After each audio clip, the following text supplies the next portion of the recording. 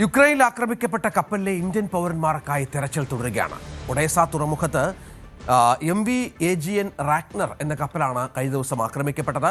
നേരത്തെ രണ്ടു കപ്പലുകൾ ഇത്തരത്തിൽ യുക്രൈൻ്റെയും റഷ്യയുടെയും ആക്രമണത്തിൽ തകർന്ന പശ്ചാത്തലമൊക്കെ ഉണ്ടായിരുന്നു. 2 ഇന്ത്യൻ പൗരന്മാർ 4 പേരാണ്, അതിൽ 2 പേർ സുരക്ഷിതരാണ്.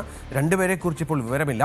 റഷ്യ യുക്രൈൻ സംഘർഷം തുടരുന്ന പശ്ചാത്തലത്തിൽ കരിങ്കടൽ മേഖലയിൽ തൊഴിൽ തേടുന്ന ഇന്ത്യൻ പൗരന്മാർക്ക് വിദേശകാര്യ മന്ത്രാലയം മാർഗനിർദ്ദേശ രേഖ പുറത്തിറക്കിയിട്ടുണ്ട്.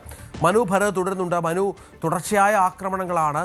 ഒരു തരത്തിലും ആ മേഖലയിൽ സമാധാനമുണ്ടാകുന്നില്ല. ആശങ്കകൾ ഏറെയാണ്. നമുക്കറിയാം, നിരവധി കപ്പലുകൾ അതിൽ നമ്മുടെ ഇന്ത്യക്കാർ ജോലി ചെയ്യുന്നുണ്ട് ആ മേഖലകളിലൊക്കെ, റഷ്യ യുക്രൈൻ പ്രദേശങ്ങളിലൊക്കെ.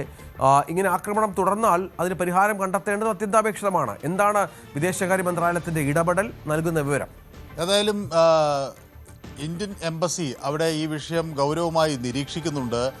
ഈ ഇന്ത്യക്കാരെ കണ്ടെത്താനുള്ള ശ്രമങ്ങൾ നടക്കുന്നുണ്ട്. മാത്രവുമല്ല, ഇതോടൊപ്പം തന്നെ ഈ മേഖലയിൽ, ബ്ലാക്ക് സീ മേഖലയിൽ വിന്യസിച്ചിട്ടുള്ള കപ്പലുകളിൽ അല്ലെങ്കിൽ അതുവഴി യാത്ര ചെയ്യുന്ന കപ്പലുകളിലെ ഇന്ത്യൻ നാവികർക്ക് കൃത്യമായൊരു മാർഗനിർദ്ദേശ രേഖ ഇന്ത്യ പുറത്ത് ഇറക്കിയിട്ടുണ്ട്.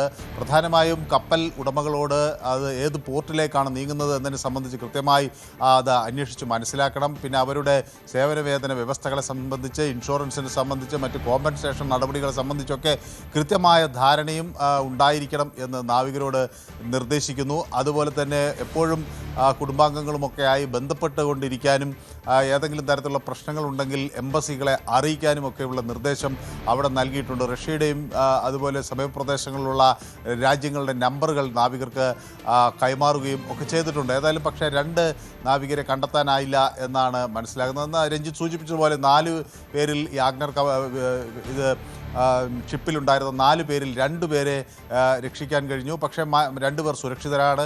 പക്ഷേ മറ്റ് 2 പേരുടെ കാര്യത്തിൽ ആണ് ഇപ്പോൾ ആശങ്ക പടരുന്നത്. ധാന്യങ്ങളുമായാണ് ഈ കൊമേഴ്ഷ്യൽ ഷിപ്പ് എന്ന ഈ MV ആഗ്നേർ ആ വഴി എത്തിയത്. ധാന്യങ്ങളാണ് അതിൽ പ്രധാനമായും കടത്തിയിരുന്നത്.